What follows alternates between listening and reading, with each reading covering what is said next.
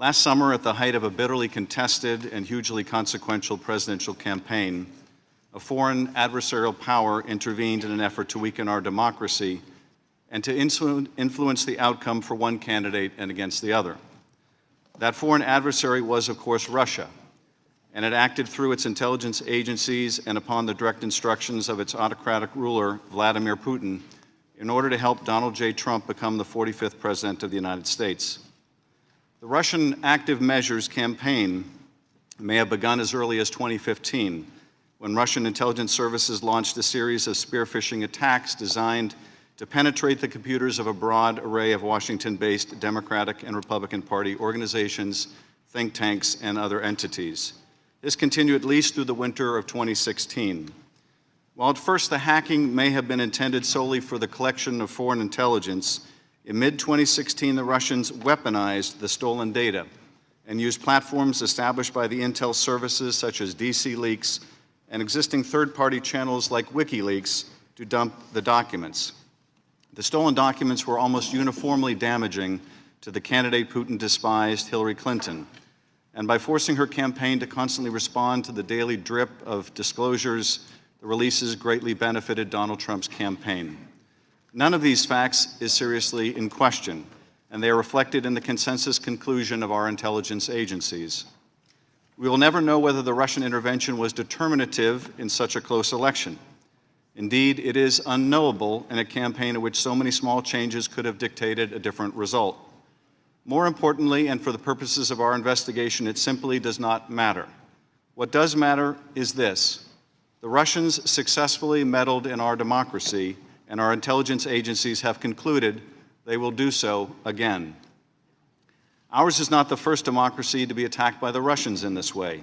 Russian intelligence has been similarly interfering in the internal and political affairs of our European and other allies for decades. What is striking here is the degree to which the Russians were willing to undertake such an audacious and risky action against the most powerful nation on earth. That ought to be a warning to us, that if we thought that the Russians would not dare to so blatantly interfere in our affairs, we were wrong. And if we do not do our very best to understand how the Russians accomplished this unprecedented attack on our democracy and what we need to do to protect ourselves in the future, we will only have ourselves to blame. We know a lot about the Russian operation, about the way they amplified the damage their hacking and dumping of stolen documents was causing through the use of slick propaganda like RT, the Kremlin's media arm. But there is a lot we don't know. Most important, we do not yet know whether the Russians had the help of U.S. citizens, including people associated with the Trump campaign. Many of Trump's campaign personnel, including the president himself, have ties to Russia and Russian interests. This is, of course, no crime. On the other hand, if the Trump campaign, or anyone associated with it, aided or abetted the Russians, it would not only be a serious crime, it would also represent one of the most shocking betrayals of democracy in history. In Europe, where the Russians have a much longer history of political interference, they have used a variety of techniques to undermine democracy. They employed the hacking and dumping of documents and slick propaganda, as they clearly did here. But they have also used bribery, blackmail, compromising material, and financial entanglement to secure needed cooperation from individual citizens of targeted countries. The issue of U.S. person involvement is only one of the important matters that the chairman and I have agreed to investigate, and which is memorialized in the detailed and bipartisan scope of investigation that we have signed. We'll also examine whether the intelligence community's assessment of the Russian operation is supported by the raw intelligence, whether the U.S. government responded properly or missed the opportunity to stop this Russian attack much earlier, and whether the leak of information about Michael Flynn or others is indicative of a systemic problem. We have also reviewed whether there is any evidence to support President Trump's claim that he was wiretapped by President Obama in Trump Tower, and found no evidence whatsoever to support that slanderous accusation. And we hope that Director Comey can now put that matter permanently to rest. Today, most of my Democratic colleagues will be exploring with the witnesses the potential involvement of U.S. persons in the Russian attack on our democracy. It is not that we feel the other issues are less important, they are very important, but rather because this issue is least understood by the public. We realize, of course, that the witnesses may not be able to answer many of the questions in open session. They may or may not be willing to disclose even whether there is an investigation. But we hope to present to you, directors, and the public why we believe this is a matter of such gravity that it demands a thorough investigation, not only by us, as we intend to do, but by the FBI as well. Let me give you a short preview of what I expect you'll be asked by our members. Whether the Russian active measures campaign began as nothing more than an attempt to gather intelligence, or was always intended to be more than that, we do not know, and is one of the questions we hope to answer. But we do know this: the months of July and August 2016 appear to have been pivotal. It was at this time the Russians began using the information they had stolen to help Donald Trump and harm Hillary Clinton. And so the question is, why? What was happening in July, August of last year? And were U.S. persons involved? Here are some of the matters drawn from public sources alone, since that is all we can discuss in this setting, that concern us and we believe should concern all Americans. In early July, Carter Page, someone candidate Trump identified as one of his national security advisors, travels to Moscow on a trip approved by the Trump campaign. While in Moscow, he gives a speech critical of the United States and other Western countries for what he believes is a hypocritical focus on democratization and efforts to fight corruption. According to Christopher Steele, a former British intelligence officer who is reportedly held in high regard by U.S. intelligence, Russian sources tell him that Page has also had a secret meeting with Igor Sechin, CEO of the Russian gas giant Rosneft. Sechin is reported to be a former KGB agent and close friend of Putin's. According to Steele's Russian sources, Page is offered brokerage fees by Sechin on a deal involving a 19% share of the company. According to Reuters, the sale of a 19.5% share of Rosneft later takes place with unknown purchasers and unknown brokerage fees. Also, according to Steele's Russian sources, the campaign is offered documents damaging to Hillary Clinton, which the Russians would publish through an outlet that gives them deniability, like WikiLeaks. The hacked documents would be in exchange for a Trump administration policy that de-emphasizes Russia's invasion of Ukraine and instead focuses on criticizing NATO countries for not paying their fair share. Policies which, even as recently as the president's meeting last week with Angela Merkel, have now presciently come to pass.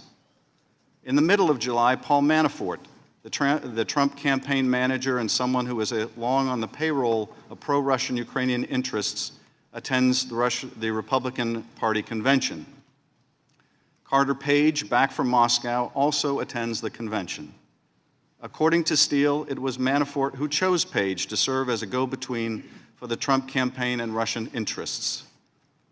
Ambassador Kislyak, who presides over a Russian embassy in which diplomatic personnel would later be expelled as likely spies, also attends the Republican Party convention and meets with Carter Page and additional Trump advisors J.D. Gordon and Walid Phares. It was J.D. Gordon who approved Page's trip to Moscow. Ambassador Kislyak also meets with Trump National Security Campaign Chair, and now Attorney General Jeff Sessions. Sessions would later deny meeting with Russian officials during his Senate confirmation hearing. Just prior to the convention, the Republican Party platform is changed, removing a section that supports the provision of lethal defensive weapons to Ukraine, an action that would be contrary to Russian interests. Manafort categorically denies involvement by the Trump campaign in altering the platform. But the Republican Party delegate who offered the language in support of providing defensive weapons to Ukraine states that it was removed at the insistence of the Trump campaign. Later, J.D. Gordon admits opposing the inclusion of the provision at the time it was being debated and prior to its being removed. Later in July, and after the convention, the first stolen emails detrimental to Hillary Clinton appear on WikiLeaks. A hacker who goes by the moniker Guccifer2 claims responsibility for hacking the DNC and giving the documents to WikiLeaks. But leading private cybersecurity firms, including CrowdStrike, Mandiant, and ThreatConnect, review the evidence of the hack and conclude with high certainty that it was the work of APT-28 and APT-29, who are known to be Russian intelligence services.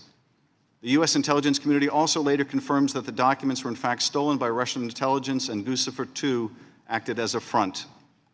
Also in late July, candidate Trump praises WikiLeaks, says he loves them, and openly appeals to the Russians to hack his opponents' emails, telling them that they will be richly rewarded by the press.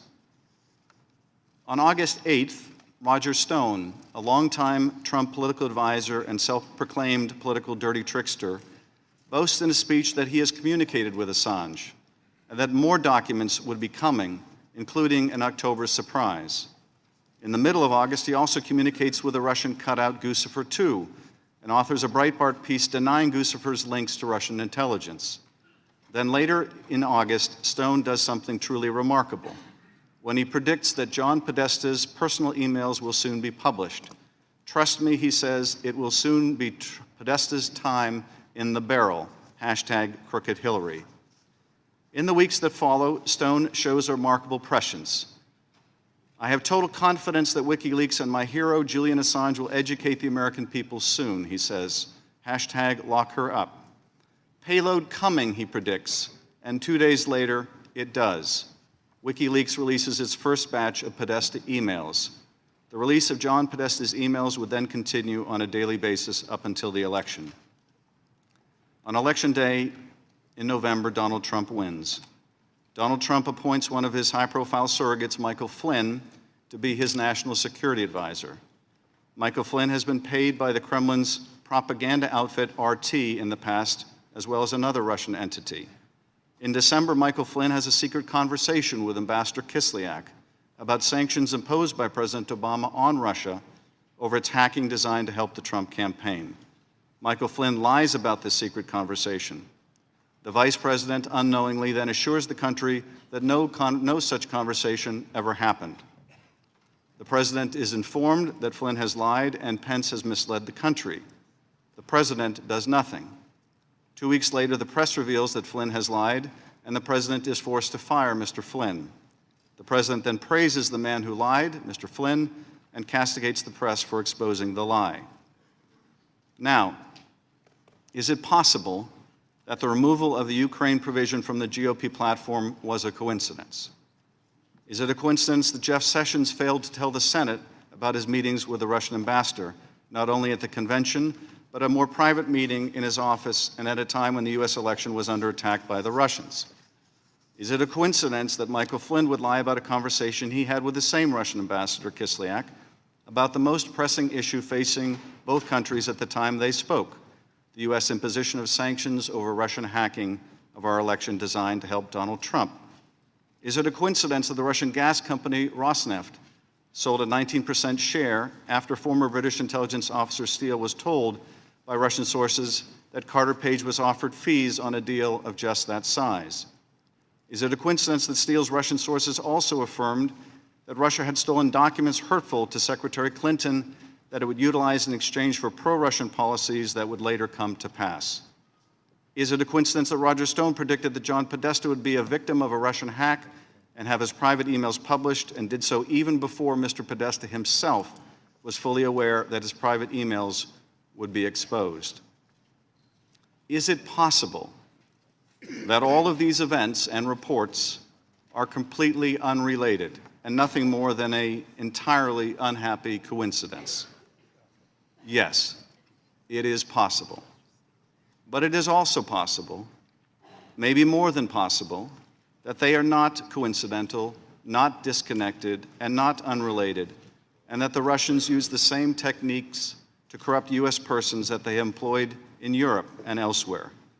We simply don't know, not yet, and we owe it to the country to find out. Director Comey, what you see on the dais in front of you, in the form of this small number of members and staff, is all we have to commit to this investigation. This is it. We are not supported by hundreds or thousands of agents and investigators with offices around the world.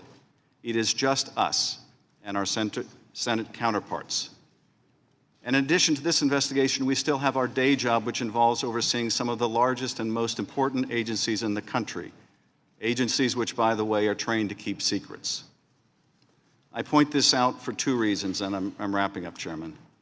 First, because we cannot do this work alone, and nor should we. We believe these issues are so important that the FBI must devote its resources to investigating each of them thoroughly. To do any less would be negligent in the protection of our country. We also need your full cooperation with our investigation so that we may have the benefit of what you know, and so that we may coordinate our efforts in the discharge of both our responsibilities. And second, I raise this because I believe that we would benefit from the work of an independent commission that can devote the staff and resources to this investigation that we do not have, and that can be completely removed from any political considerations. This should not be a substitute for the work that we in the Intelligence Committee should and must do, but as an important complement to our efforts, just as was the case after 9/11. The stakes are nothing less than the future of our democracy and liberal democracy, because we're engaged in a new war of ideas, not communism versus capitalism, but authoritarianism versus democracy and representative government. And in this struggle, our adversary sees our political process as a legitimate field of battle. Only by understanding what the Russians did can we inoculate ourselves from further Russian interference that we know is coming. Only then can we protect our European allies who are, as we speak, enduring similar Russian interference in their own elections. And finally, I want to say a word about our own committee investigation. You will undoubtedly observe in the questions and comments that our members make during today's hearing that the members of both parties share a common concern over the Russian attack on our democracy, but bring a different perspective on the significance of certain issues or the quantum of evidence we have seen in the earliest stages of this investigation. This is to be expected. The question most people have is whether we can really conduct this investigation in the kind of thorough and nonpartisan manner that the seriousness of the issues merit, or whether the enormous political consequences of our work will make that impossible. The truth is, I don't know the answer, but I do know this. If this committee can do its work properly, if we can pursue the facts wherever they lead, unafraid to compel witnesses to testify, to hear what they have to say, to learn what we will, and after exhaustive work reach a common conclusion, it would be a tremendous public service, and one that is very much in the national interest. So let us try. I thank you, Mr. Chairman, and I yield back.